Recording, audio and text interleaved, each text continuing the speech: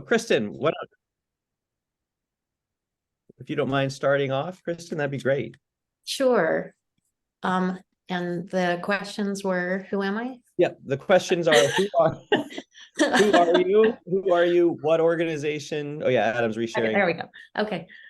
Yeah, Sure. So yeah, I'm Kristen Droege. I'm with Turn the Page KC, and my vision for the Kansas City Literacy Partners is still somewhat vague, but my vision is seeing this group become really effective at supporting shared approaches to increasing the impact of our work and at communicating that to the broader stakeholders in Kansas City. beautiful. Okay. Linda. Hi, I'm Linda Hughes. I'm with Leitry KC. I think my vision for the partnership is to continue to find ways that we can work together and maybe look at holes in the landscape of the literacy world in Kansas City and figure out how together we can maybe create some new things to fill those holes. Okay, wonderful. Lauren Olson. Hi, I'm Lauren Olson. I'm the Director of Community Programming for Turn the Page KC. And my hope for this coalition is that as we combine forces as leaders in this field, that we are hopefully able to push back on some of the systemic causes that are hindering literacy in our community. Beautiful. Okay, thank you. Bev. Hello, Bev Leonard, Lead to Read KC. My goal is for us to work together to promote literacy in KC and to help students that are not reading and make it a focus throughout the city, not just with certain organizations, but making it our #1 goal. Great. Katie. Good morning, everybody. I'm Katie McDonald, and I'm with Mid-Continent Public Library. I think my vision is to best support literacy in Kansas City through the public library and what our role might be. I feel like that's something that's a little nebulous. We provide access, but maybe we could be doing more. And I think through the conversation we're going to have here, we're going to learn more about that. And I'm excited to be here. Thank you. All right, thank you. Kimberly.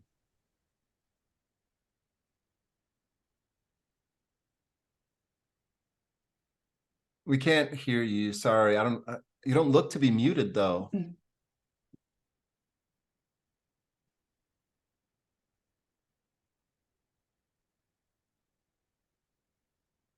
Yeah, I don't think you're muted, but for some reason we can't. I'll tell you what, if you want to type your response, feel free. Yeah, that's awesome. And that's a great utility here. We can do that. All right. Yeah. All right. Well, we'll move on. Kimberly, if you want to type, you're welcome. There you go. She will do that. So Kate. Hi, good morning. I'm Kate Tomas. I'm the early learning librarian at the Kansas City Public Library. I think my goal is obviously strength in numbers and that we could complement rather than compete with each other in the work that we're doing to serve more children and families in Kansas City. Beautiful. Thank you. Jenny. Hi, I'm Jenny Horsley with Reach Out and Read Kansas City. And my vision is, like we said at the beginning, to make our city a city of readers. So how can we all put, just making a plan to go forward to make that happen. Great. Jillian. Good morning, good afternoon, I don't know, good morning. I'm a little under the weather, so I apologize in advance, but I am here, excited about this. I think, so Jillian, Literacy KC, Kim Simmons is also with Literacy KC. She's sort of new to the group, and as she figures out her audio, we'll wait for her. But I just really think that there are so many talented and knowledgeable experts in Kansas City, and there's so much philanthropy and so many resources in Kansas City that there's no reason for kids to not be reading on grade level, and parents to not be able to find the resources they need to access education and jobs. And so I think that through some really intentional collaboration, we can leverage each other and leverage the resources that are available in Kansas City in order to address those issues. Great, thanks, Jillian. And I'll read Kimberly Simmons with Literacy KC. I'm hoping to learn all of the players in the literacy landscape and figure out how together to set a new model to move literacy, reading, writing, workforce digital forward. So great, thanks, Kimberly. All right, Polly, you're next on my screen.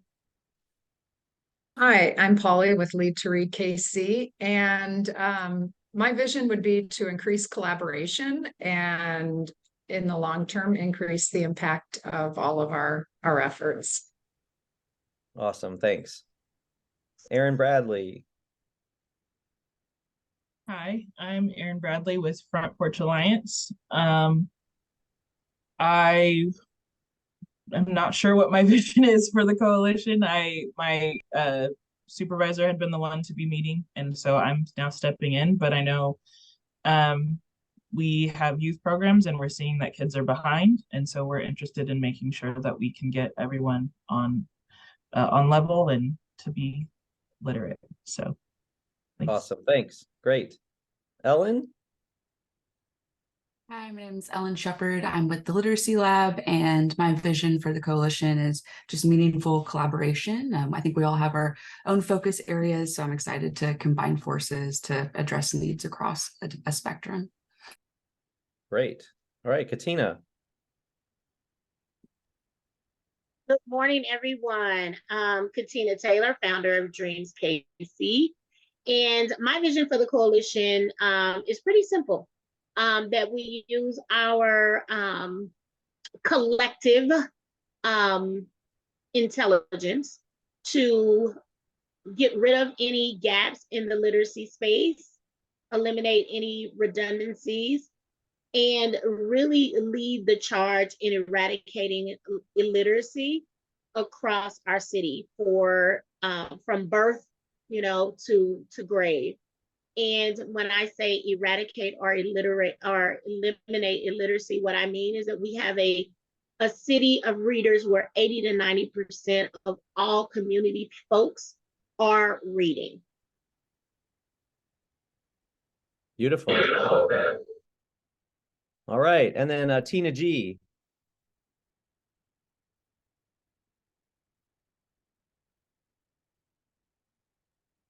Tina G. Your camera's not on, so I don't know if you're there or not. She was having trouble hearing, so she popped out and back in, but I'm not sure if it's working yet. Yeah.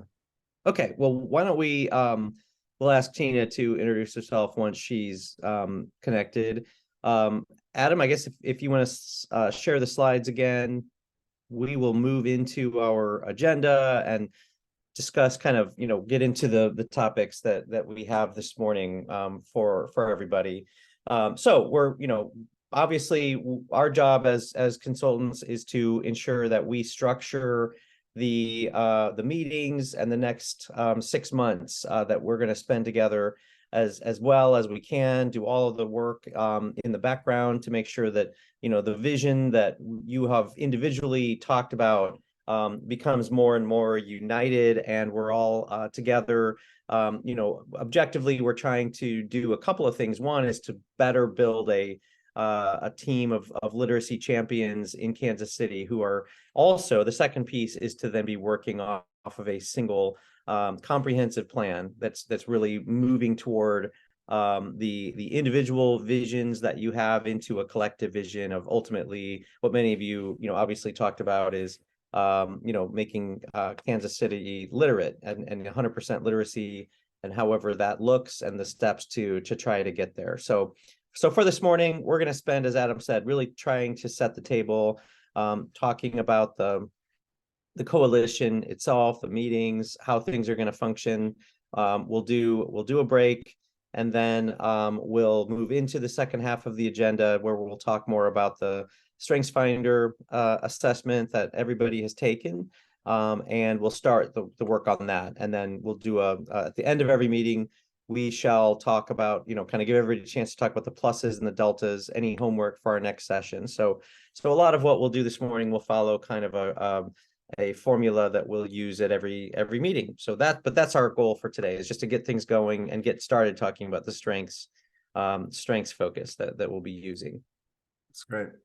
Yeah, and the design here is really we have two tracks going at the same time. One is the group dynamics, and then the other is the group planning and the strategizing and the executing. And we think both of those are really important. A lot of times groups may focus on one or the other. So these sessions we're doing will incorporate aspects of both. And I don't know if all the sessions will look like the one we're doing today. I have a feeling the sessions are going to look like where the group needs to be. And that's the path we're going to follow.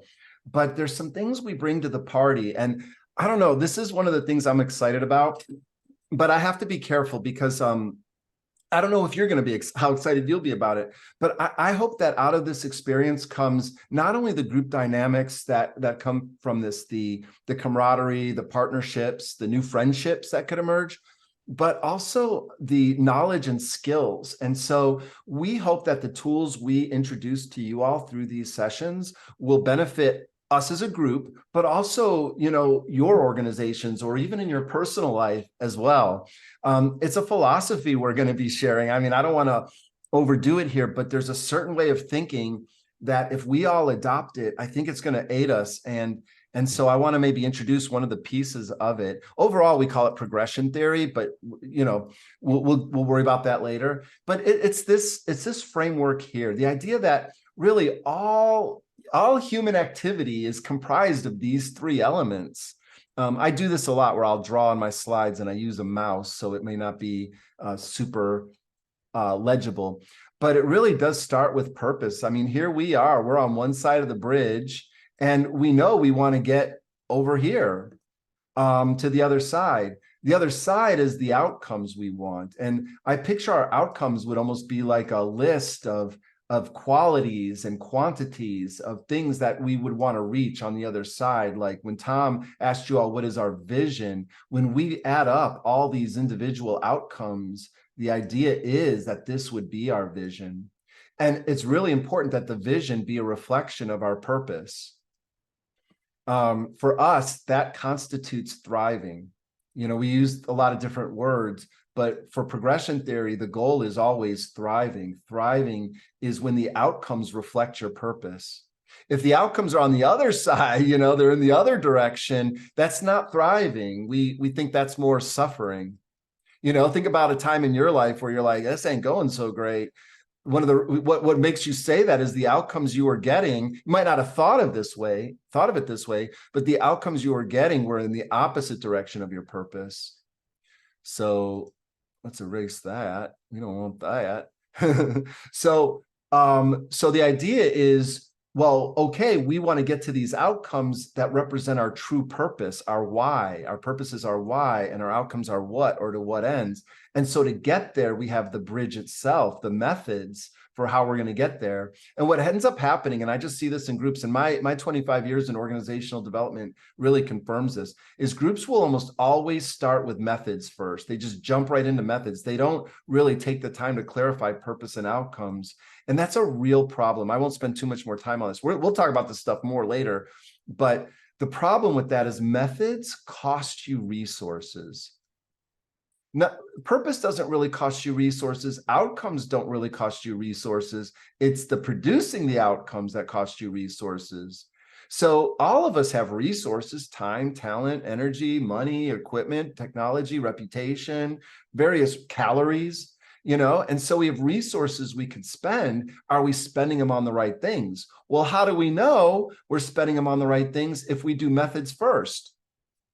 We need to first understand our outcomes before we know how to spend our resources to produce those outcomes. I'll stop there. It gets deeper. There's a lot more to it, But this general idea of being clear on what is our purpose, what are our outcomes, and how are we going to get there? What are the methods we're going to use to get there becomes sort of our underlying structure for everything. It'll be the structure of our meetings.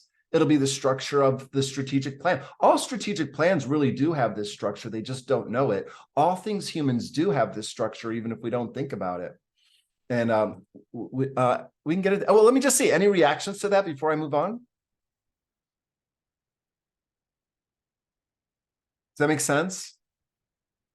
Awesome. Awesome. It should, like the things that we talk about, they're not going to be so advanced. They're more in the opposite direction. What we call BBNO, BBNO. BBNO stands for basic, but not obvious.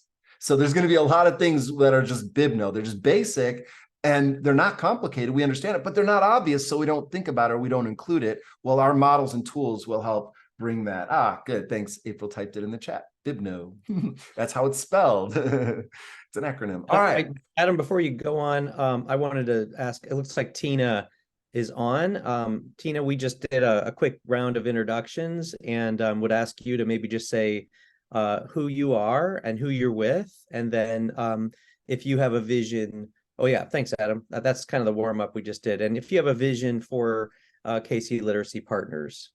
Well, hello, everyone. Yes, so my name is Tina Gill, and I am the Director of Collective Impact Initiatives with Turn the Page. And the vision I see is that we all come together to work more effectively, to be able to help collectively turn over our literacy problem throughout the city. I just feel like there's so many different organizations, and although we might know of one another, we really don't know what's happening. And I think that if we work together, we could make a bigger impact. Well said. Thank you. Perfect. Yeah, thank you. It's so good. All these different answers to the vision. I love it. Now, coming back to purpose, outcomes, methods, one way to apply it is in meetings.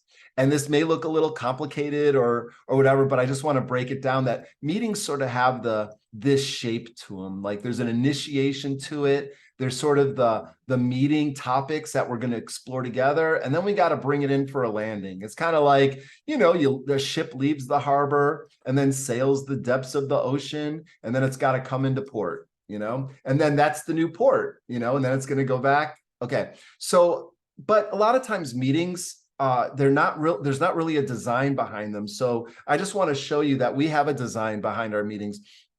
Generally speaking, we're always going to want to connect.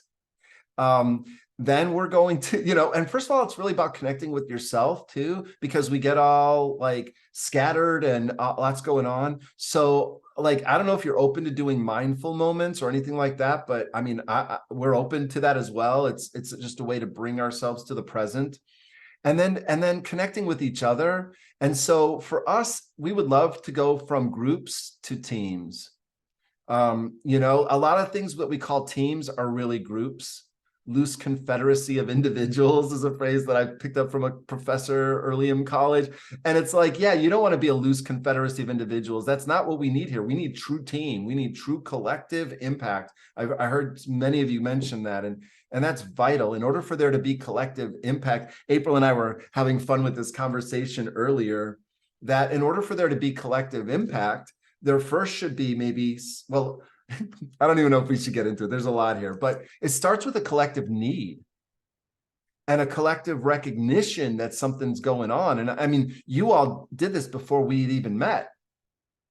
And then is there just because you recognize the need doesn't mean you're going to do anything about it. Certainly there's people that, there's all kinds of needs we have that we don't do anything about in our lives, but wow, this one's really resonating as something to do something with. So now maybe how do we chart our path of collective understanding?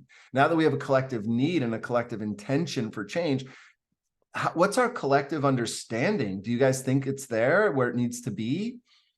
And then from there, how about collective plan? How do we plan to do what? How do we plan to spend our resources? What activities do we plan to do? Programming or whatever. How do we plan to spend our resources to produce our outcomes? So from there would then be collective execution. And if we execute the plan and it's a good plan, then we'll get our collective impact. And it's all right there. You can't hardly read it. But that was our little conversation about, like, you know, tracing that. And that's what we're doing here. So this model here is meant to help us galvanize our resources so we connect. And then what is our purpose? And each meeting has its own purpose, you know, which purpose is overwhelming. So we break it down into two questions. Simply, what is our focus? And why does it matter? If you add those things together, that does equal purpose. Generally speaking, you know, you might want to wordsmith it a little bit more, but if you say, what's your purpose? It's like, I don't know, that's overwhelming. But if you say, what's your focus? Well, it's like, oh, our focus is we're here to get this thing started. We've been talking about this for a while. We're all dedicated to it. We dedicated our lives to it. We know the importance of it, and we want to do it better. We know we need to. All right, but so our purpose is to get it started, you know, to kind of launch it. So what's our purpose for the meeting versus what's the purpose for the collective? These are different questions. And this here for our progression session model, that's what we call this. Progression session is instead of a meeting, or it's just another word for a meeting, except it's a meeting that's designed to do progression. So progression session. All right. So from there, whenever there's a purpose, there's the implied outcomes, the other side of the bridge. And then to get to the other side of the bridge, we want to make sure those outcomes reflect our intended purpose. And if they do, we had a great meeting. We've made progress. How do we do that? Well, as I said earlier, it was through our methods. And the methods of a meeting is the agenda. So we set an agenda. And the idea is that agenda should help us meet those outcomes. And if they're the right outcomes, then that fulfills our purpose. So that's just the agenda. Now we're into the meeting where we're all different people. We all start in different places. We're all divergent, right? On any topic, we should be in different places. Otherwise, let me say it this way. If two people think exactly alike, one of those people is not necessary. Right? So this is about diversity, divergence, you know, and diversity and divergence could be a challenge at first if there isn't the communication, if there isn't the will to understand. But if there is, then we get the convergence, the coming together. Yeah, and this is coming together for what? For collective impact. But for a meeting, generally speaking, you know, you could fill this in with whatever you want. I just have some general meeting behaviors that I like, you know, being present and not just physically, you know, like I know the draw to multitask and stuff like that. I will tell you, even when I'm on Zoom, I turn off my camera view of myself. I hide my self view just so I can be more present. It's a little trick and it's a little weird at first, but then it's great, you know, like you want to do your self check, make sure you're all, you know, representing well, but then, you know, then turn it off so you don't, you know, because it could be distracting to do that. All right. Be present mentally too. And if there's ways we can help you with that, that's our job as facilitators. That's part of what it means to facilitate. I'll just jump to this slide real quick. Facilitate, we use a lot of definitions going back to etymology, word origins is something we love to do. And it's also very literate, it turns out. But it means to make easy. That, you know, that's generally what we think of our job is we are here to make it easy for you to participate. We want to make it easy for you to share your views. We want to make it easy for you to come together. We want to make it easy for you to disagree. We should be disagreeing in here, but we should do it in a way that is aligned and, you know, moves us to a better understanding and a better impact. And we want to make all those things easier. Any thoughts or reactions to that?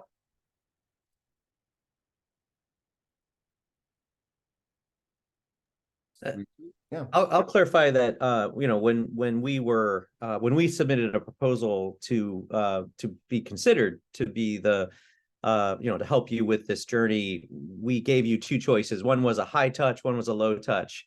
And what you told us was you wanted the high touch. So I think that tells us that, you know, we're really here to do a lot of the heavy lifting and to try to make it as easy as we can for you. That doesn't give you a free pass to just not do anything else because we're going to expect a lot of your input and maybe some work outside, but our job really truly will be it's a high touch situation. So we'll be, really trying to ensure that the work and the details are all covered. So.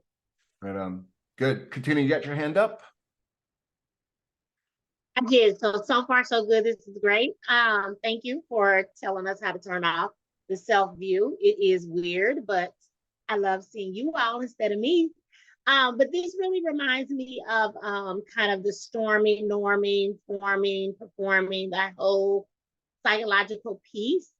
And, that reminds me that, some of this work will be uncomfortable and it'll be difficult, but on the end will hopefully, prayerfully, be so much more productive and closer to our goal.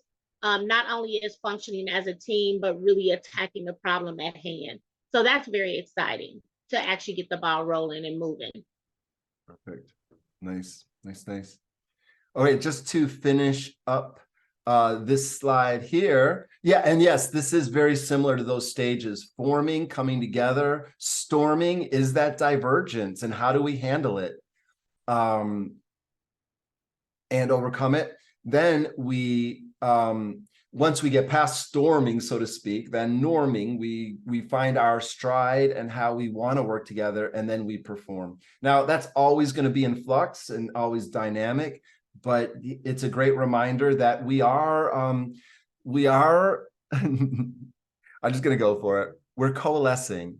It's the origin of the word coalition, coalesce. It's beautiful. It's a beautiful word. It means to grow together. It means to grow together. That, like, I was so excited when I found that out, because, and that's what I love about etymology, is it's like word origins are like codes.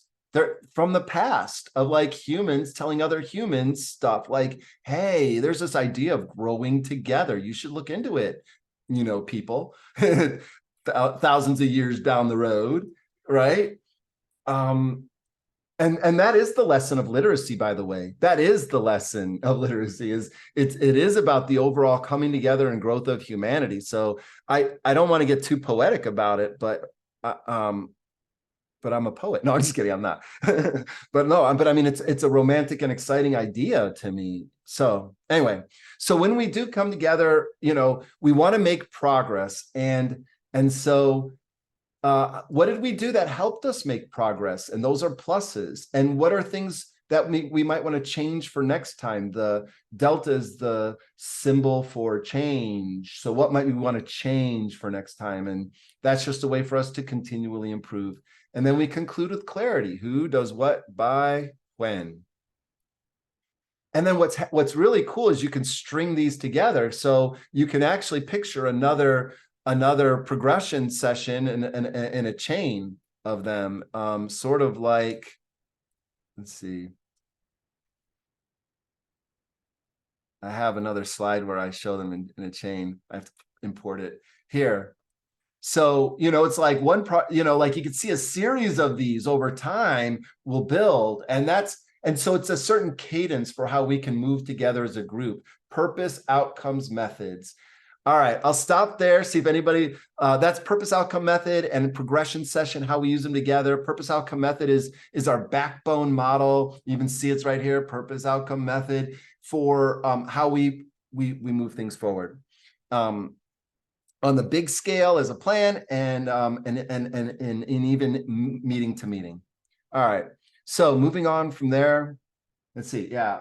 All right. Very good. I will check that book out. Thank you. I'm sure I'm going to get no shortage of book recommendations in this group. All right. So one of the ways we establish purpose, as I said earlier, is we ask, what is our focus and why does it matter? So I wanted to bring it into today's meeting a little bit and just see, what do you think our focus for today is? I will say down here in my notes, I'll just grab it. I want to get your feedback on it. But the idea was that this could be our focus for today, to successfully launch the KC Literacy Partners Coalition. But that might be a little vague or whatever. Let me see what you all think. Any reactions to that?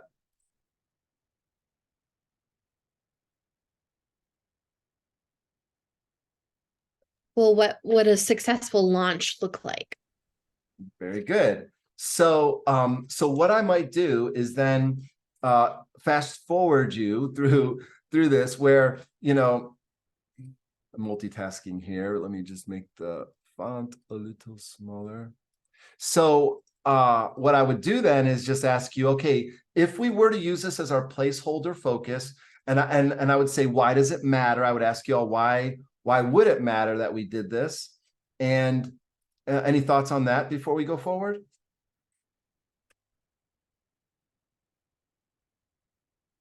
I would say, so we know who's in the room.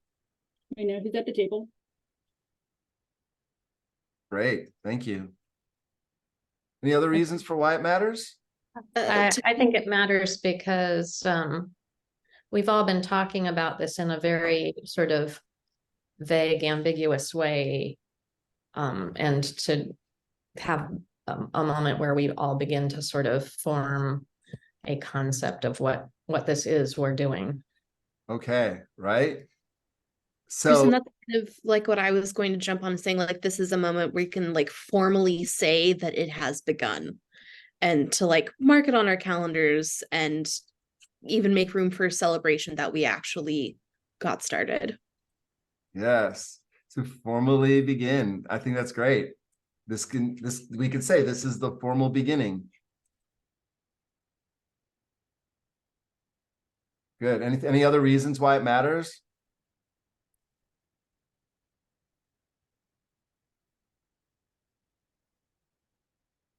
I've been trying to move this box here this whole time, and I couldn't do it because my background was like being grabbed. All right, you saw the technical problems there. So we got, what is our focus? Why does it matter? And then what outcomes would tell us that we reached, that we fulfilled the purpose? So by the end of today, what are some of the outcomes that would have you say we fulfilled our purpose? And I think this is getting to the question earlier, which was, what does success look like? You know, what would be some indicators that we are reaching this focus? Right. Maybe to understand what will be expected of us each week, kind of to be able to come feeling comfortable that we're prepared and able to contribute. Love that. Good. Other thoughts?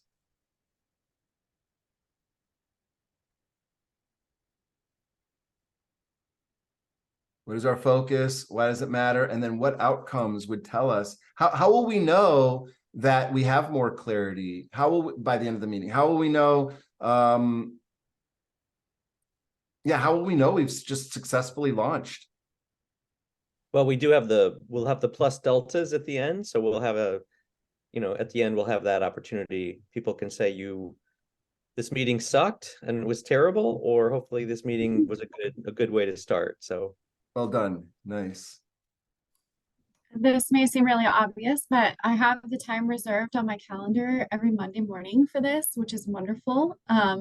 So having it as a solid part of my normal routine now, after today, will feel like kind of what Kristen said, that we know our expectations, we know how to prepare, but just having it blocked off, ready to go, I think is a really great place to start as well. That's great. I just added, I mean, I don't know if this perfectly captures what you said, so feel free to edit me for editing you. We start and end on time. Like you didn't say that, but like reminding me, you guys have this on your calendars. We want to be respectful of that. And at the same time that, you guys make room for it too, that, okay, if we're going to start and end on time, then I'm going to make room for it on my plate, and that everybody walks away with those understandings would be good. Is that all right, Katie? Like, okay, cool. Any other outcomes for today?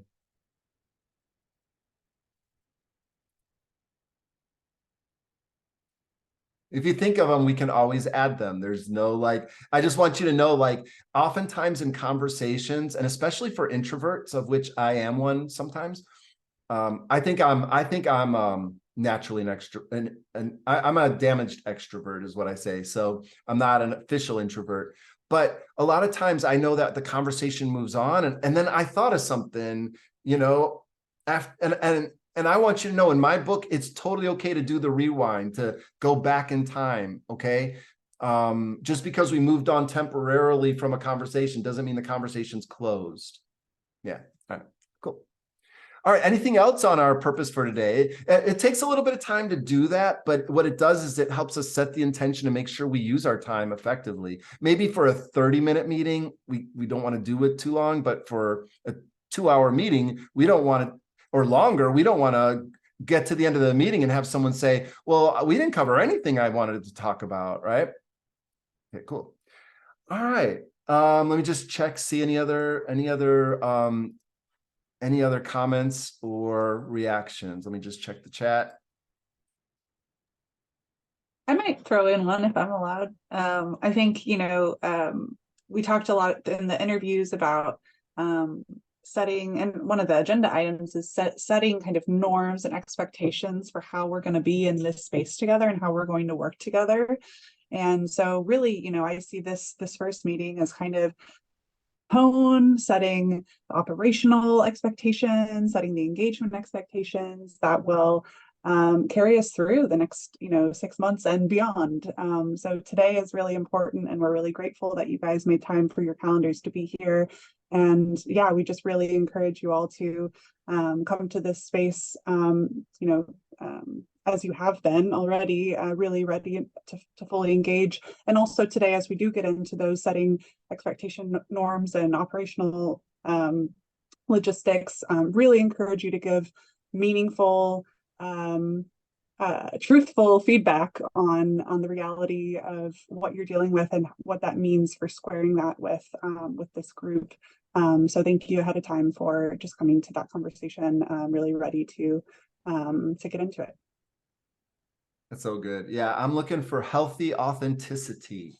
Like I want to promote that in the group or really wherever I go. And so, yeah, if we can have that, that'd be amazing. And I am going to also, while we're doing this, Katina, I turned off the power on a Zoom call yesterday. And so I'm going to make sure to share co-host with April here, just in case I do that again. So yeah, and by the way, any kind of things like that might happen along the way, like that's all like normal, and I don't want anybody stressing about any of that. All right.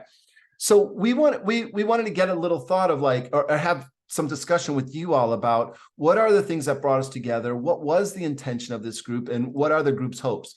And we've pre-populated it with thoughts that we've gathered from basically documentation that you shared with us already. The meetings that you had before we ever joined up with you all. You had meeting notes and minutes, and you talked about it.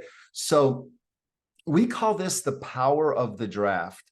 Instead of just showing you like blank, what are the needs that brought us together? We're starting it with a draft here to just say, like these are already some ideas. So you could build on these or emphasize them or delete them, or it's really a philosophy I call, and I just want to say this for anything I say, at least, you are free to accept, reject, or adapt anything I say. And I just say that because it frees me up to at least share my views without, at least acknowledging to you all that I'm not forcing them on you, like I just want to express, and then you absolutely have agency for what to do with it, So anyway, I want to just open it up to the group, like just this first question here. Does this capture like your thoughts on the needs that brought us together? Give you a minute to check out and look at that and just open it up and see any thoughts on that.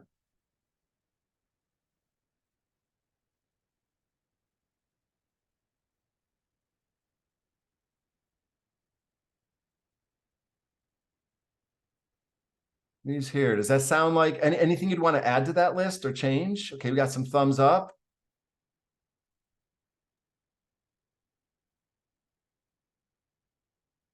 I love the phrase "no single solution." Okay. I'm hopeful that we don't feel like we're searching for the the singular right way to do this. That really rings true to me. Nice. Very cool. In systems theory, they call it equifinality. There are many pathways to get to the end result. Yeah. All right, let's go to the next one then. What was the intention for this group? Take a look at these. See if there's any thoughts or reactions to those. Or you want to add anything that's not in there? This is certainly not meant to be exhaustive. What we're putting here are just drafts. The better the draft, though, you know, the less you need to edit. But yeah, any thoughts on that, on this one? Does this capture? Do you think this captures the intention? That's really what I'm asking too.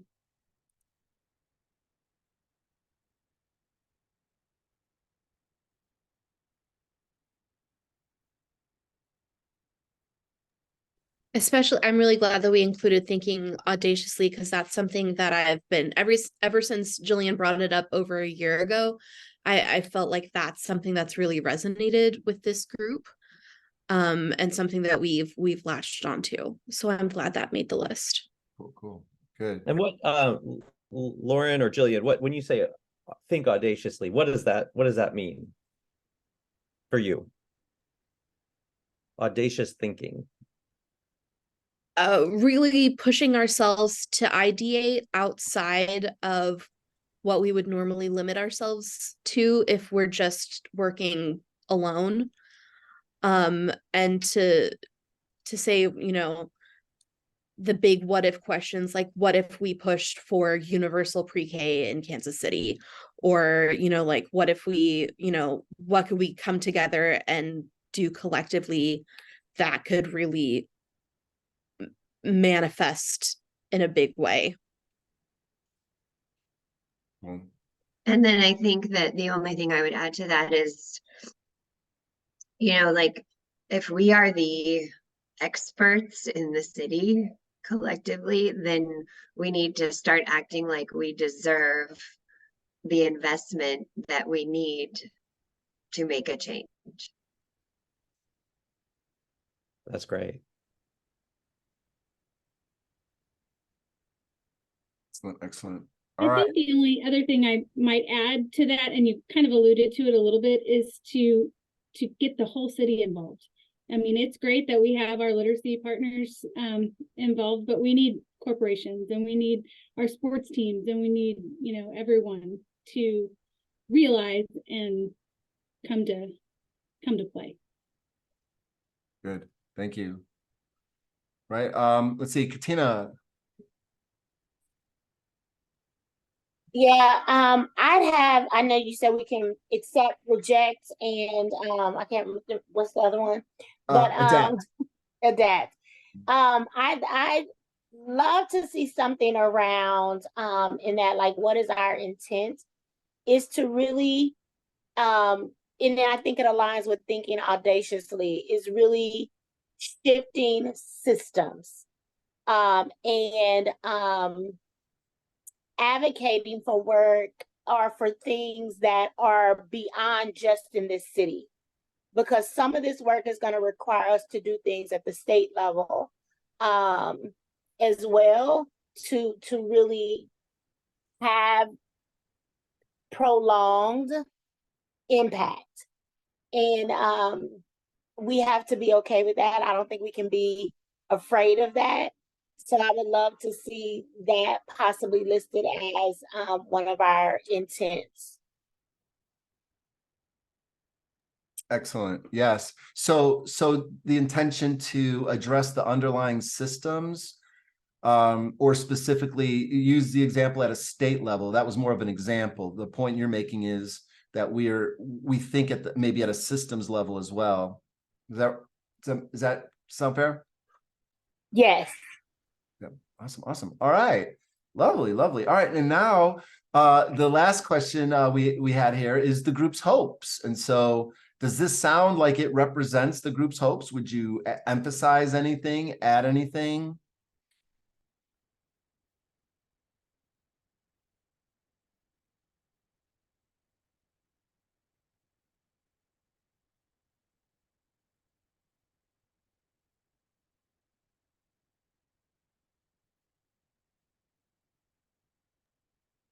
one thing I kind of have a question about is, I believe probably most of our organizations, if not all of them except for me, is solely in Missouri.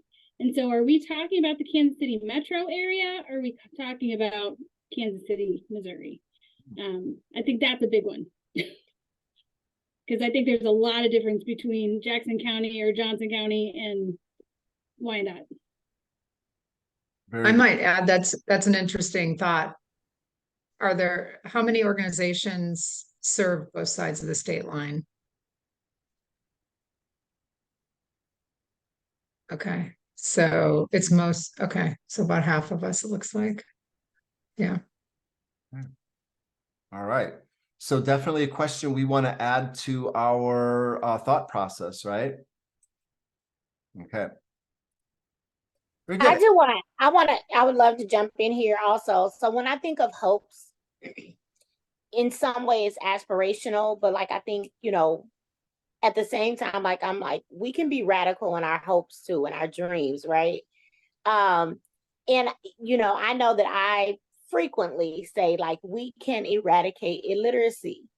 And I'm wondering, like, that's my hope, that's my dream, that's my goal, that's my vision. Like, that's why I get up every day. But I wonder if we as a collective really believe that it's possible. And I think we need to have real conversation around that. Because ultimately, when I think about our work, especially as nonprofits, like, I don't want us to have to exist 50 years from now. At some point, I would love to see that we actually address the problem. We can go to something else. We can continue to support it to make sure we don't fall back in the same situation. But if we're here 100 years attempting to address the same problem, then we failed, right? And so I'm thinking that nonprofits at their core, they're set up to solve a problem, and they go away, or they go to the next problem, or they refine their mission and vision. Do we really believe that it's possible? Because I think, like, if we don't believe it's possible, then what are we doing? I love that. Thank you, Katina. When I interviewed for this job, I asked the board in my interview, like, what are your thoughts about the potential to have phenomenal success and not be needed anymore? And they laughed and said they looked forward to solving that problem, but there was always math. And I, that's kind of been my guiding light, is to put us out of business or move on to the next need.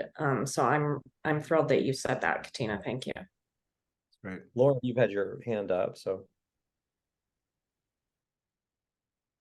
You're on mute too, I think you would be. Sorry, to kind of how I am starting to like change my thinking around it, and how I'm trying to view it is, so my wife works in housing social work and is a homeless programs manager for the Greater Kansas City Coalition to End Homelessness. And they're using kind of like a Vision Zero approach, which acknowledges that there will be circumstances where people fall into homelessness. There are always going to be circumstances where folks are falling into a literacy gap for some reason, but that they don't stay there and live there forever, that they're able to, that by our powers combined, we are able to bring them out of it quickly. And that's kind of the approach that they're using with this Vision Zero, is that, they're going to still exist and maybe need to do work from time to time, but that no one is going to have to live their whole life homeless and be chronically homeless. And so that's kind of how I'm starting to feel about this. It's like, maybe it's, never going to get completely to zero, but that it won't be such a chronic problem, and that we'll be able to identify illiteracy at a root and kind of like pull people out of it before it gets too terribly bad. Thanks. Yes. So this is a rich discussion we will be having more of, it sounds like, and need to have, and need to engage the community in, right? So, but it starts with us. So I'm glad we have it on our radar. Very important. All right. We have a lot more to cover, and this is still the kickoff. And so I'm gonna try to move a little quicker here. Let's just see if I'm able to. So yeah, these questions here I think are really important. So I guess I don't want to speed through this. What are your expectations of us as consultants, and then of each other? So let's talk about what are the healthy norms that we're going to be looking to have from the group. Let's start with this one first. What are your expectations of us as consultants?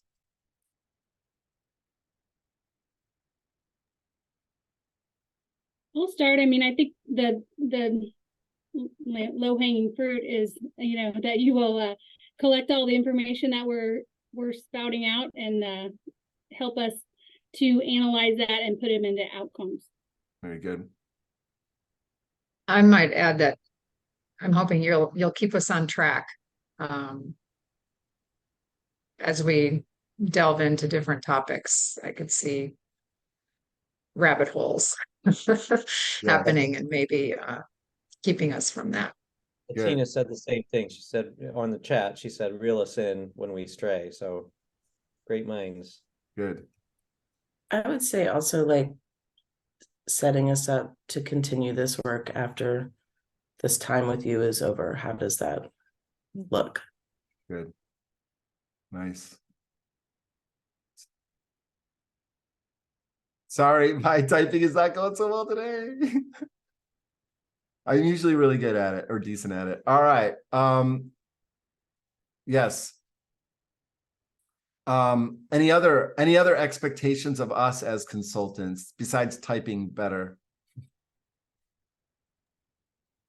I was just gonna say, when you said setting us up for success, but I think Kate made a really good point to make sure that we're set up after this 6-month period, that after the consultants have done their job. Is that what you were saying, Kate? Perfect. I love that. Thank you for making sure we completed that. Yeah, that's important. That was an important part there. Good. And I would add in, share your wisdom with us. Like you all have expertise in the doing of this thing. We have content area expertise, but not necessarily the challenges that we're going to face in the group effort and the ongoing partnership. Wonderful. Yeah, I refer to that as process expertise. Like you all are the content experts of literacy, and then our goal or our job is to be the process experts to help make this process easy for you to get to there. These are great. I really welcome these. I think these are wonderful. Any others you'd want to add? Just ensure that we remain a part of the process. I found sometimes that folks that lead strategic planning and things like that, they forget that the participants have to be a part of the process, fully participatory, and that while it's a high touch, it shouldn't be so high that we don't feel a part. Love it. Love it. Love it. Make sure to tell us whenever you feel this way, if ever you feel this way. Very important. Thank you. Okay. We can always add to it. So let me just ask the next question. What are the expectations for each other? What norms do we need to adopt as a group to be successful?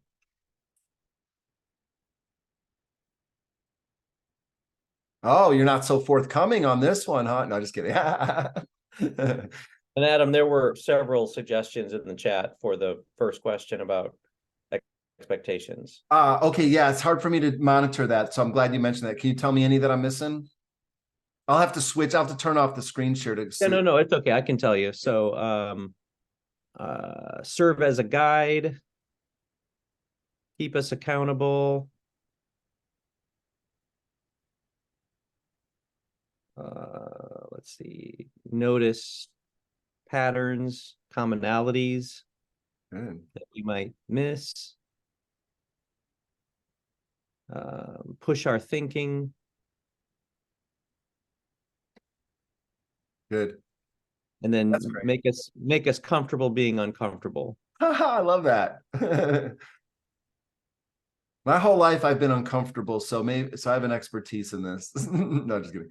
Make us more comfortable being uncomfortable. I love this. All right, good. And then on to the next one, expectations of each other. I think come prepared, do the work. Yes, please. I love that. What else? I would say make space for everyone to be able to share their thoughts. Good. Yeah, making space for people to share their thoughts. And I'm going to add to that, sharing the airtime. It's because, and I know like I'm the worst person to be saying this, given this, but like, yes, just try to do that. Making space for others to share and share time. Good. Any others?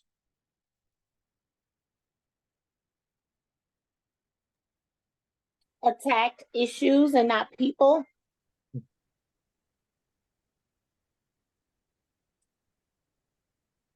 Good.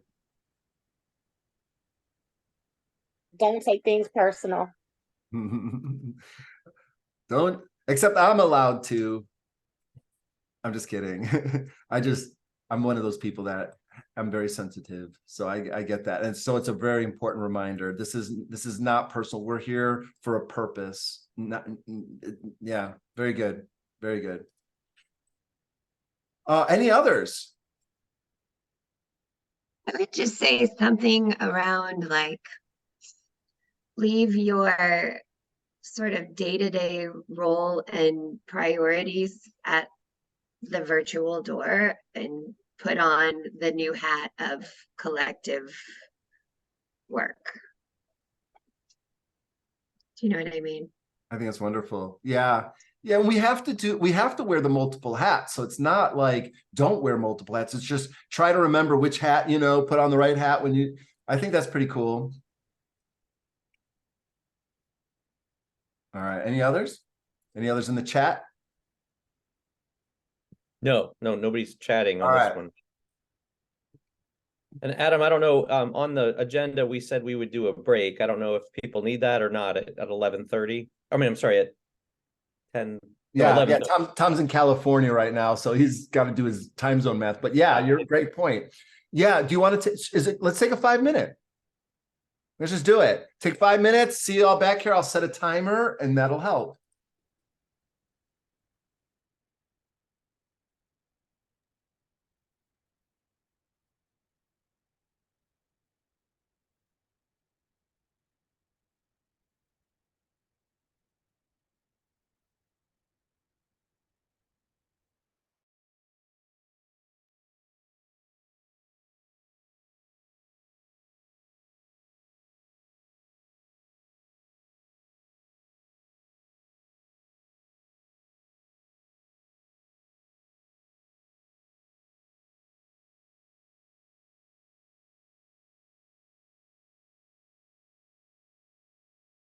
Surface. So that's what we have ahead of us. A little bit of StrengthsFinder and a little bit of like some kind of nuts and bolts stuff. So I'm gonna jump. So any reflections, and then we'll jump into it. Any reflections so far? We doing good? Right. Hey. All right. So let us know if there's any other expectations you have of us or each other. We can come back to this anytime. So coalition, I already talked about that a little bit. I want to talk about a concept. I'm just going to introduce it briefly here, and then we can do a deeper dive on it later. But I think it's a critical ingredient for groups. And a lot of what you described here and here for what you want us to do is you're basically saying, help us keep our fans on 3. And the idea here is when I was the board president of a nonprofit, I had board members that were fans on 1, fans on 2, and fans on 3. And what that means is it was a way to depersonalize it. Like, hey, this isn't about any individual. So you're all just electric fans, you know, for a moment. And then what would it look like if you were just a fan on 1 versus a fan on 2 versus a fan on 3? And what we're talking about here is extremely important. We're talking about the real resource that will make this succeed or fail. We're talking about outcomes and the resources that we need to convert. It's you all and what you bring to bear. That is the number one thing. So I just played with this. This is not written in stone. It's written in ASCII code, actually, and it's totally changeable. And so, like, just you could see attendance. Fan on 1 would be sporadic. I'm casual about the meetings. Whereas a fan on 3 is present, punctual, participatory.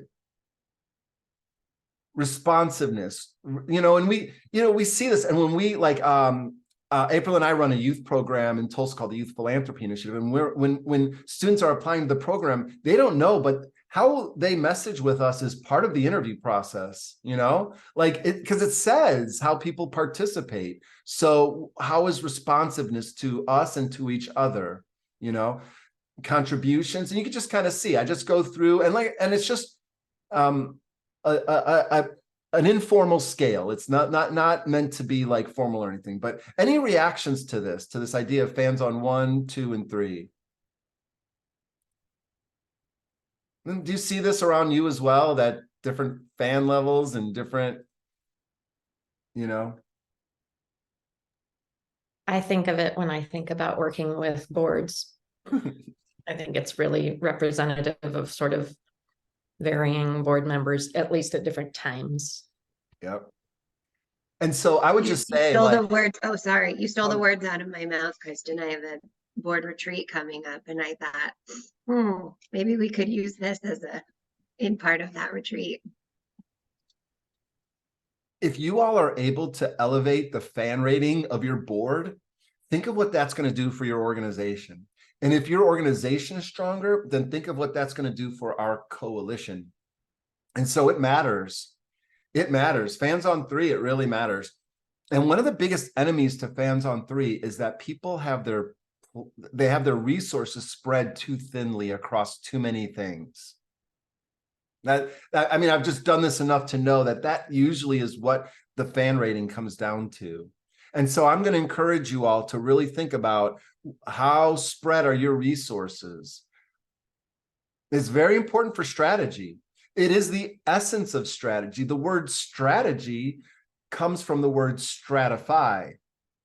And what do we stratify is our resources across the competing demands. And if you get it wrong, you're at a strategic disadvantage. And think about that as a board for your boards too, because they are the strategic layer for your organization. Do they understand how are we stratifying our resources? All right. So fans on 3, managing our plates. Any other reactions to any of this?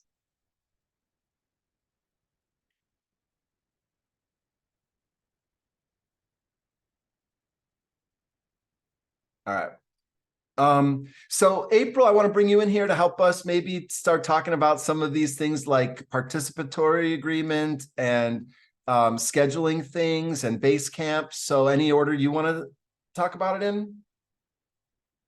Well, I just thought that the participation agreement would be a great thing for us to just all look at one more time in the context of engagement for the coalition. You know, that was kind of our first draft at just trying to take a stab at expectations in these different areas. So attendance and commitment, collaboration and support, ongoing commitment.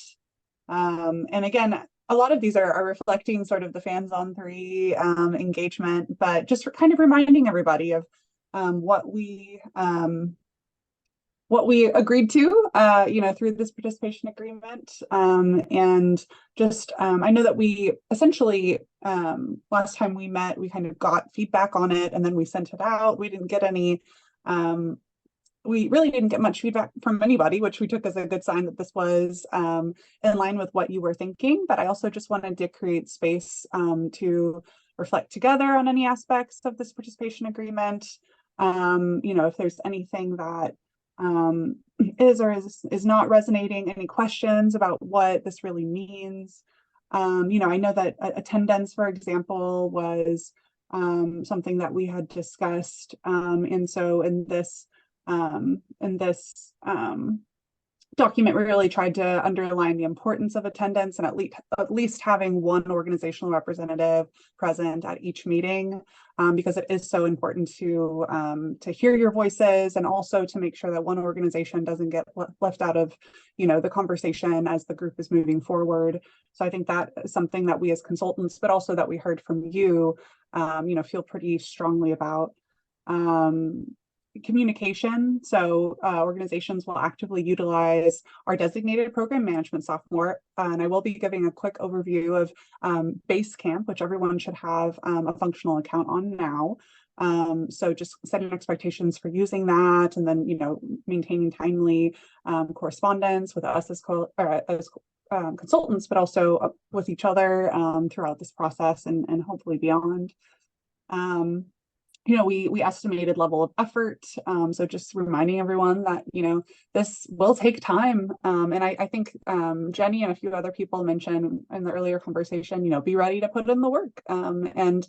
I think one of the conversations we want to have with you all is a reality conversation of what is on your plate, what is realistic. And so it's not, when we're talking about, I love it when Adam talks about Fans on 3, it's not a conversation about, it's not a judgment proposition. It's not a question of morality or values. We know that you are all here because you care about this. And so we really want to make sure that we're setting up the structures that help you to succeed in the ways that you want to succeed.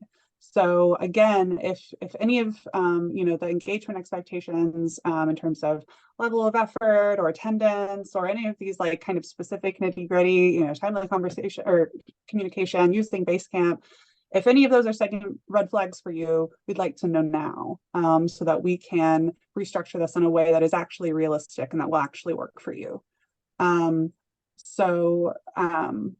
Yeah, I think I'll just pause there and create space for any thoughts on that topic. What is realistic, given what we described with Fans on 3 and what we've already signed up for in terms of participation agreement.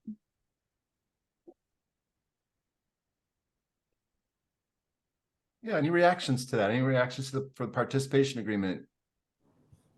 I think, one thing that will be useful as we go throughout this process is we'll have a better understanding of the big things everyone is tackling. So, recognizing, okay, you guys are getting ready for a big fundraiser right now. So your fans, that if your fans are not on 3, that's why. And I think that since we all experience that at some level at different times of the year, I would assume we'd all be pretty comfortable giving that grace.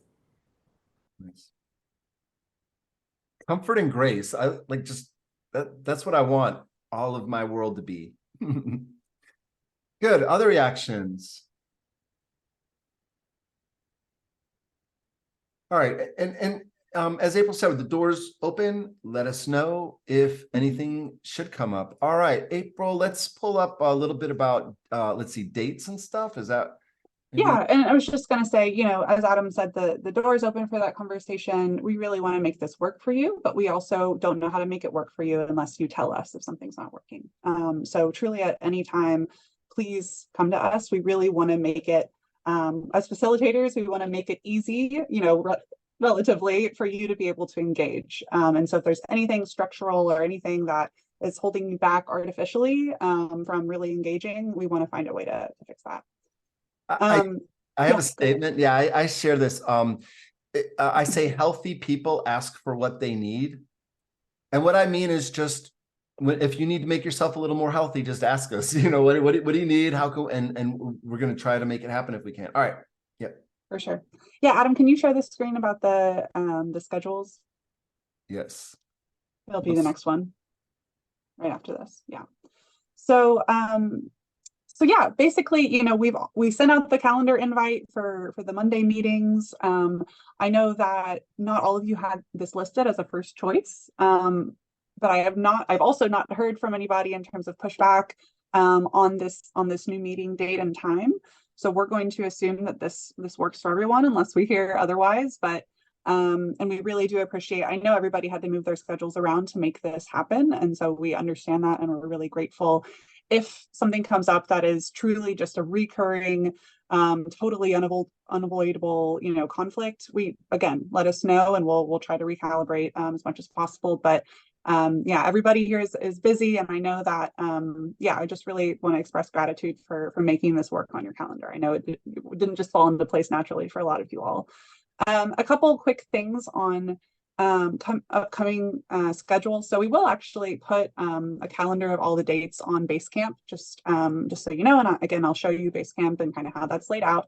But I wanted to just put on your radar a couple of essentially holidays that we were planning to just take off the schedule, because I know that people, again, we want to make this achievable for everyone. We don't want people to feel like they need to choose between, you know, a holiday with their family and coming to this meeting. And so we wanted to do our best to make that achievable for everyone. So these dates, you know, the week of Thanksgiving, the week of Christmas and New Year's, Martin Luther King Jr. Day, which is a Monday, and Washington's birthday, which is a Monday. And those are both federal holidays. I know that we have a spread of folks that are, you know, essentially, you know, on the government calendar and some who are not. So we felt it was really just safer to take those dates off the calendar for that reason. So any questions on that or any additional thoughts on scheduling?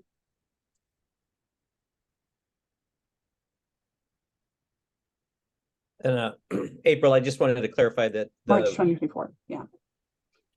I looked at the calendar invites that you sent, and it looks like the Zoom link is in all the rest of them. So in terms of just we're meeting on Zoom, not on another platform. Correct. Yes. And I'm sorry, I really truly don't know how we ended up having Google Meet on that last one. But yeah, all of our meetings will take place on Zoom moving forward. And that should be reflected in everybody's calendar invites. And yeah, I just noticed, thank you so much, Katina, for catching our typo. It is March 2024 that we're targeting for the website, or excuse me, for the workshops.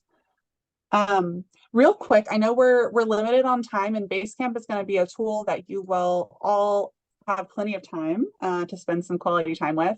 But Adam, if you don't mind, I'll share my screen real quick and just kind of walk everyone through the web page. Again, everyone should have a functional login to get onto Basecamp. And Erin, I did just send that to you this morning. So if you have not seen it, please do check your email and let me know if you have any questions. But this is sort of what the basic landing page looks like. In general, we would love to phase everyone onto Basecamp for all communications related to the coalition. It's really helpful just to have everyone in one place using a shared platform for communication. I will continue to send emails. You can still send emails to us, but as you come to know the software, it's very streamlined. It's very easy to use. I do recommend that you upload the app to your phone. I know that people get fatigued with all these different platforms, so I realize that's part of it as well, but I do think it will make your experience going through these next 6 months and beyond as a coalition and as a group that much smoother. If you just are able to invest a little bit of the additional effort to learn the software. But again, it's very streamlined. It should not be confusing, should be easy to use. So just to kind of walk you through the different sections that we have, and then I'll show you an example of actually another team that we use this with. So the message board is essentially a place where we can post long form threads or discussions. So you would be able to create a new message, type it out, format it however you want, either save it as a draft or post the message. And then it would create a main message that others would be able to comment under. So essentially like an email thread or around a specific topic that you'd like to discuss. We also have Campfire, which is much more of a messenger sort of system that goes out to the entire group. So, if you guys have questions that need to go out to the entire group, or you want to share resources really quick, hey, I found this link to something that's cool, I want people to know about it, you can just drop it in Campfire, and that will pop up like a text or an iMessage or whatever else on their phone. It will also all of these notifications should come straight to the email that you've provided as well. So you'll see if there's activity happening, it will send you an email, and then you can follow the email to that activity. So there's a lot of different ways that you can find your way to the right message, whether it be through your phone, through your email, or just going directly to the site itself. To-dos, this will be essentially a project management kind of platform that we can use to track our collective to-do items and mark things off the list. I'll show an example real quick for this in a moment. Scheduling, we'll have a shared calendar. So now that we've agreed on the dates, I'll put those up here. Any other, I would really encourage you all to put any other dates that you want each other to know about on this calendar. So if you have a fundraiser, you have events, whatever else that you think are relevant and important for the rest of this group to know about, please do put it on the calendar, and you will have a shared calendar, and you'll be able to see what everybody's doing. So the more that we the thing with the software is the more that you use it, the more that you put into it, the more you get out of it. So if you can put this information and spend some time getting to know the software, then I think you'll really like it, and I think it'll be useful. There's also a docs and files section, which we've already started populating. So many of you have already seen, if you have taken the Clifton StrengthsFinder report, Adam has created or populated this folder with additional more detailed reports that he'll talk about soon when we get into Talent to Strength.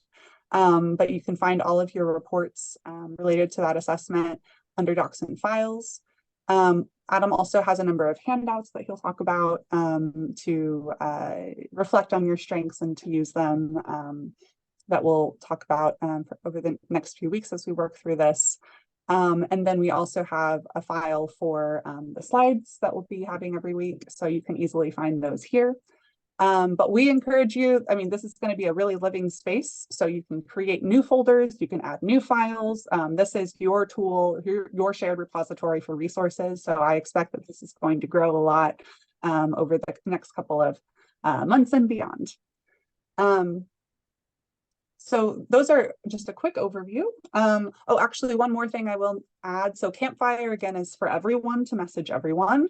The message board is more for long form threads or discussions. And then pings are actually essentially individual messages that you can send to one or more people. So like a text message, one or more people, and everyone is uploaded here. So you just type in the name. So, I want to send a ping to Adam. You say ping him, and then a little message bubble will come up where you type the message that you'd like to send. So again, there's lots of different ways to communicate on this platform, and the more you can communicate on it, the more useful it will be just as a shared place to go for all of that information. So any questions about anything I've said so far? I know it's a lot to take in, and you will have opportunities, of course, to continue to familiarize yourself. Yeah, April, I brought up Basecamp as we were talking, and my homepage does not look like your homepage. I don't have the Campfire and the schedule, and I have your schedule. It says your schedule, but I can't input anything. So I don't know if it could be a technology thing that I just haven't put it on there yet, or. Okay. Could someone else check? Is that happening across the board? It may just be that I didn't add you to the right group, Jenny. Yeah. You may have to click into KC Literacy Partners before you see the same image. Got it. Yep. That's it. Thank you. I didn't know that. Did it work? Okay. Yeah. Yeah, actually, so it may take you to the home screen, which for me is going to look different than for you, but you would just click into, there should be something that looks like this. You click into KC Literacy Partners, and there you go. Great question. That's much easier when it shows up. Thank you. And since we're working with you all till March, all of these documents and things that are in the document library, beyond that, will we have access to those, or will it bode well for us to download those and keep those in a separate file somewhere? Because after March, we may not have access to Basecamp.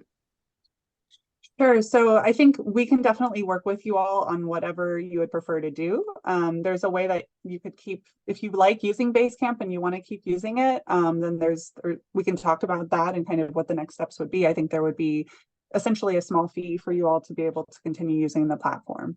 If not, of course, we would make sure that you have all documents uploaded to a shared file or whatever works best for you. There's a way you can download your content from here whenever you want. So I'm not exactly sure where in the settings it would be, but we can provide those instructions, especially as we get closer to our dismount. Mm-hmm. Great question. How are you feeling about this overall? Yeah. Honestly, please, yeah. I'm just like, oh, one more app. Yeah. Because we're on, so many different platforms depending on what we're doing and all of that. It seems user friendly, so excited to kind of get in and dig in. But I'm thinking, oh my gosh, one more thing. We know, yeah. We just didn't know how to handle the idea that we're going to need a shared platform for communicating. And this is just one we're familiar with, and it is easy to use. That's why we use it. So we didn't know what else to do. So, but like, yeah, any suggestions or thoughts from anybody else or Well, and I think if it gives people sort of peace of mind that it's worth the little extra push at the beginning to get comfortable with it, I would just like to commit that we will find the way to keep this open and ongoing for us as a community. So we don't have to start again with another concept in 6 months. So yeah, I want to say it this way as gently as I can too. This is kind of like a growth mindset check. And versus a fixed mindset, growth mindset. And I am prone to fixed mindsets. April and Tom both know well. So this isn't judgy at all when I say it. It's just like a little, okay, let's flex the growthy mindset, because I don't like it either. And I use this with our students, and I have to apologize for not being as on it. So I just committed now to myself. I didn't activate the app before. It's activated now. And as April was talking, and I'm like, I have 204 messages I have to respond to all of a sudden. So no, my thought is like, and it's going to be a lot. It's not just going to be the Basecamp. We're going to be tested a lot in terms of like our comfort levels and all of that. All of us will in different ways. And so let's be in conversation about it. Let's be reasonable. Let's see what we can do. Let's be accommodating. Let's be understanding. And also let's be growthy. Because that's coalescing. Let's coalesce about it, Let's get coalesce. That's what that's going to be. No. All right. Yeah. Thank you, though. But any other reactions or thoughts?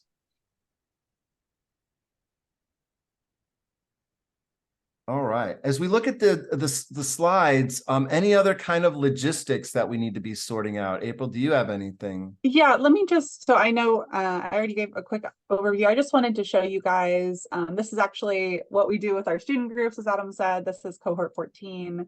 And so you can just get a taste of how they have things set up. The message board, you can see, for their October monthly meeting, they posted the agenda link, and then apparently they had a cookie competition. And so they're posting the different cookies, in the chat. So that kind of gives you just an idea of what that part looks like. Let's see, their campfire, of course, again, their messages back and forth, sharing different photos and different resources with each other. So it gives you a little taste of that. Their to-do is also kind of interesting. They're broken up into different committees. So they have a website committee, a partnership committee, and so they're able to set deadlines, assign people, check things off. If things are checked off, then, they come down here, completed to-dos. And you can actually see they put it in sort of a a bell curve in terms of progress made. You can kind of check where each committee is in terms of what they committed to and what timeline. So you can kind of have a visual of, you know, how things are going that way.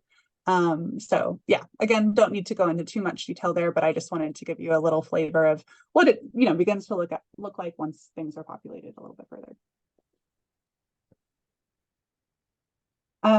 But yeah, if there are no questions on that, I think we're, those are the main logistics that I wanted to get through. So happy to hand it back to you, Adam. Yeah, that's great.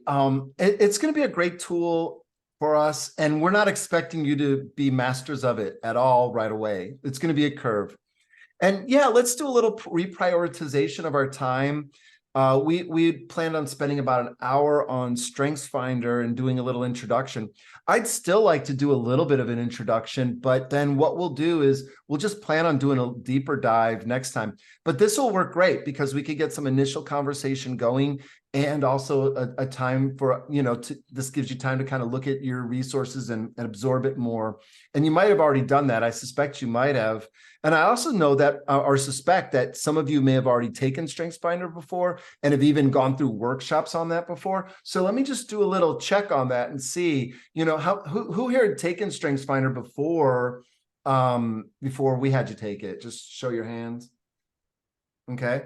And who had taken like a workshop on it? Like, okay. All right, good. All right, so it's relatively new. And I can promise you, I will share a jillion things on this tool you hadn't heard before. But those are, so overall, what's your reaction to it when you took it, you got your results? What did you think?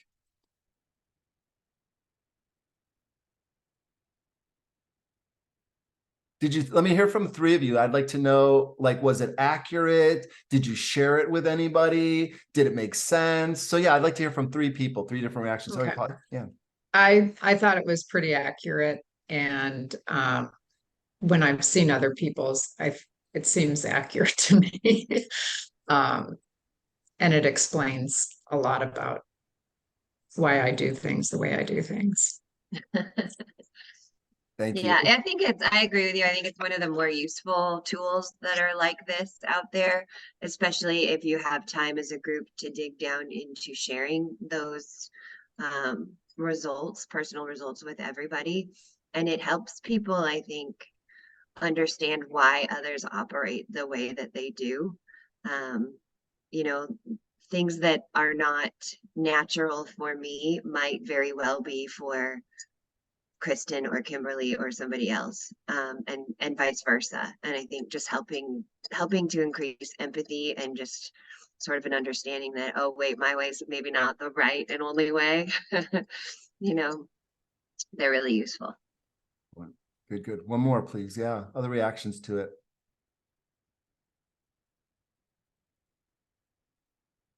Tom, what do you think of StrengthsFinder? How long have you been using this tool? What do you know about it? Well, that's a softball question. I took StrengthsFinder around 2008, 2009, and it literally helped me kind of navigate some kind of mid-career shifts that I made. And my top strengths are positivity and developer and strategic. And I think as I was going along in my career, I really discovered that and this is how I think of my strengths. I mean, it's like, when do I feel most alive? When am I most engaging with what I do? And I'm feeling just like I'm in the zone, right? And I really discovered that teaching is my life's work. It's my passion, and my strengths. I was able to kind of figure out the formula of my strengths and kind of how I can deploy them and use them in my life. And so it was a wonderful kind of, as I was sort of shifting career around in my 40s, it was a great way to really kind of embrace a new direction. Unfortunately, it meant lower pay, but that's okay. It's a wonderful profession, and I'm so fortunate to work with college students. April, when did you first take, how old were you when you first took StrengthsFinder? So yeah, this youth program we keep talking about, I was an OG in it back like, I don't even know how many, 15 years ago. So I was in cohort 3 when we're on cohort like 15 now.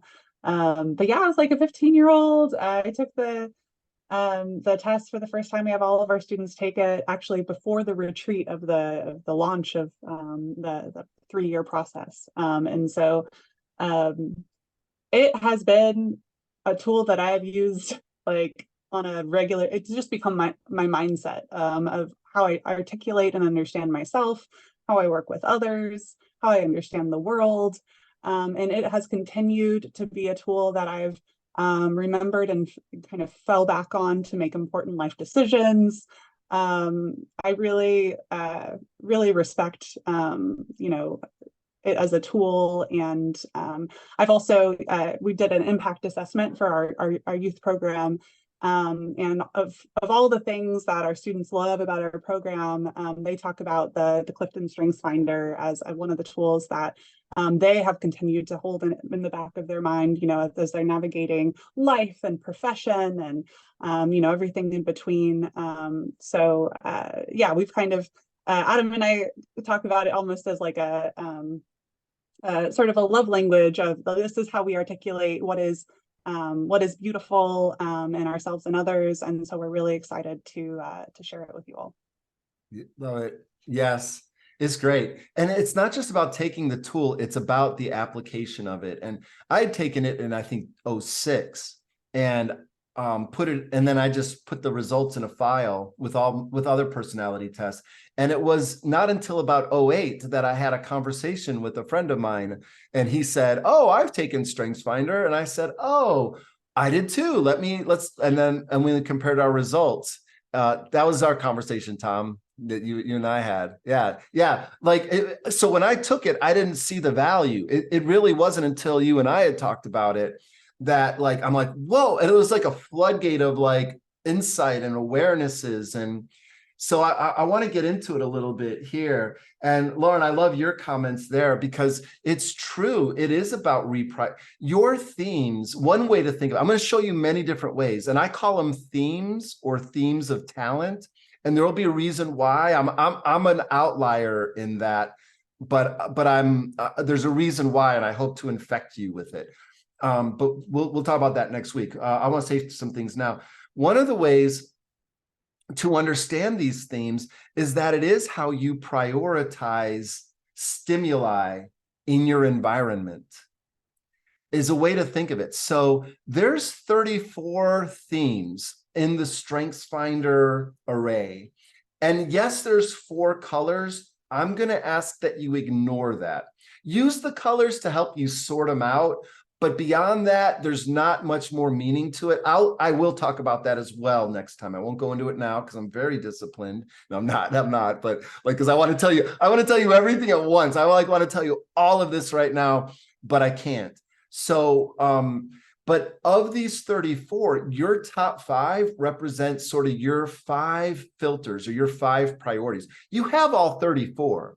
And you could pay a little extra and it'll tell you your full 34 array. You don't have to re-answer the questions or anything at all. You just have to pay the keeper to unlock them.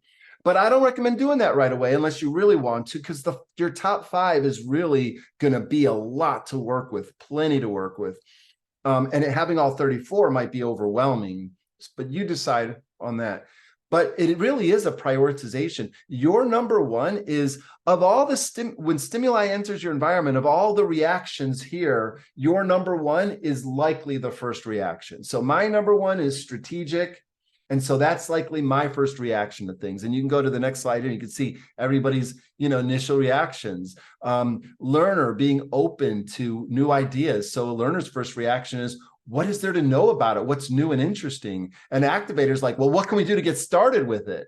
An achiever is a little different. Achievers like, what can we accomplish? What can we get done with it? So getting started versus getting done might be a distinction. A developer says, what's the potential here and how can we realize it? Context says, where did this come from? What are the origins? It's important to know where we're coming from.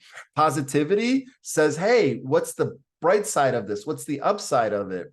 Responsibility says, what's my obligation? Input says what's useful about it, utility. You wouldn't necessarily know that from the descriptions, but when you see the input theme, and a lot of the people in this group have it, input is about utility. And that came from a master of StrengthsFinder at Gallup. I learned that one from. Futurist or ideation, which is like, hey, what innovative things can we do with it? Futuristic being, how can we, what in the future, if we project it, what does it look like? And relator, what are the people close to me and the people I care about? How does it affect them? And, you can kind of just filter your reactions from there. It's like a little tumbler. Now, my number 34 is includer. So those of you that, let's see, who has includer in their top. So that means like it doesn't mean I want to exclude everybody. It just means my slowest reaction is to include. But my number 2 is to individualize. So I'm really going to pay attention to people individually. And so as we learn about these, what are these things? What are these 34 themes? They are patterns, dominant patterns in your life for how you think, feel, and behave. Think, feel, behave. Think, feel, behave. This is the cognitive triangle. It's expressed over and over again. The definition of personality. Your personality is defined as the stable patterns for how you think, how you feel, and how you behave. As you go out into the world and interact with the world, what do you think about? What do you play through your mind? What cognitions do you have? What questions do you ask? How do you feel? What feels good to you and what feels bad to you? And then your behaviors, which is how you try to adjust the world around you or manipulate it, not in a value neutral way. I don't mean manipulate in a bad way. And this little structure, I call it TFB, a thought, feeling, behavior, because they so permeate and dominate our lives that TFBs are all around us. You are a shower of sparks of TFBs. That's how people in your life know you. They know you from your personality or what you project. The word personality comes from the word persona, and persona was the mask the Greeks would wear in the theater, and it had a little mouthpiece, and as you speak through it, it makes sound, and that's what persona means.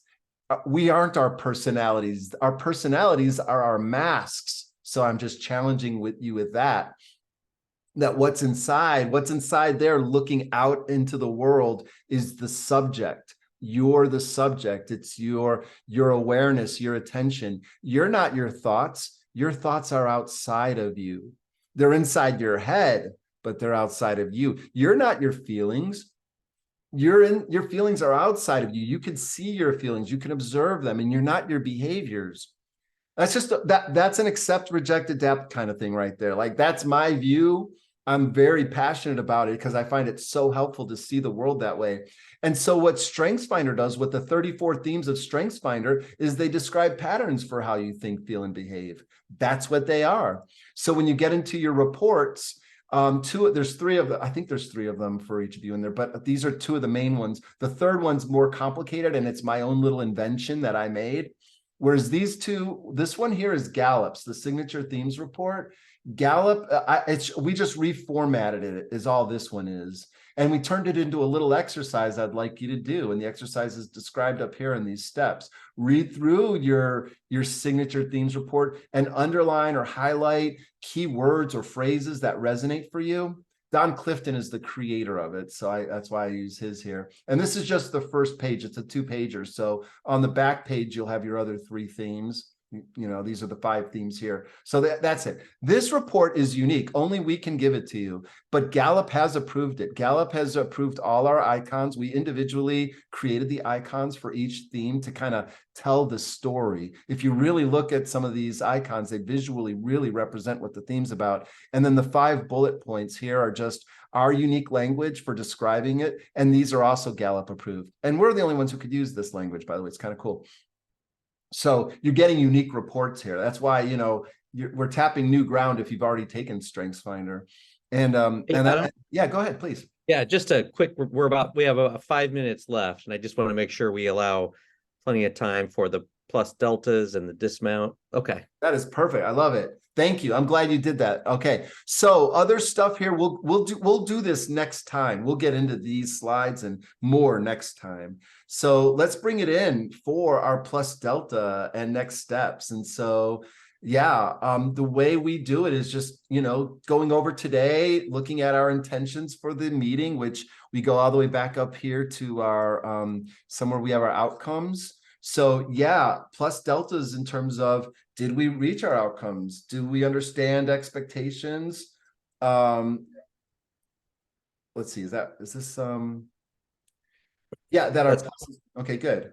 And then we start on time. So yeah, Tom, do you want to facilitate that? And I'll take notes for pluses and deltas. Yeah, sure. Yeah. So I don't know, Adam, do you want to, is it just kind of a voluntary thing if you want to shout out, or does everybody have to say something? No, it's voluntary. Strictly voluntary. Well, let's start with the pluses. What did you like about today's meeting? Adam, maybe you could take Sure. Yeah, and you could just take notes so we don't have to watch you type. Yeah, there you go. What did you like about the meeting today?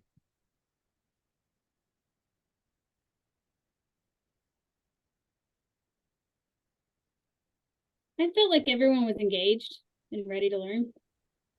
Okay, I definitely agree with that. I feel like the pace was good. There was good information, but also you paused and let us reflect or add any input from time to time. Okay. Yeah, I feel like I think Lauren mentioned earlier, it's sort of like the official beginning. It feels like we have established a foundation, and I don't know if that's a collective, if other people feel that same way, but I feel like we have a good starting point. Fantastic. Good. One more plus. I appreciate that you all shared a lot of the output from what work you've been doing with us all kind of behind the scenes for the last few weeks, because that makes it feel like this is a more solid starting point. And we're holding back too. There's more there's so much we want to cover with you, but thank you for noticing that much too. All right, good. Tom, back to you. All right. Yeah, let's jump to deltas. What do you think didn't go as well? What would you like to see, more of, less of? How can we make these sessions better? And don't hold back. This is your time to tell us what you think.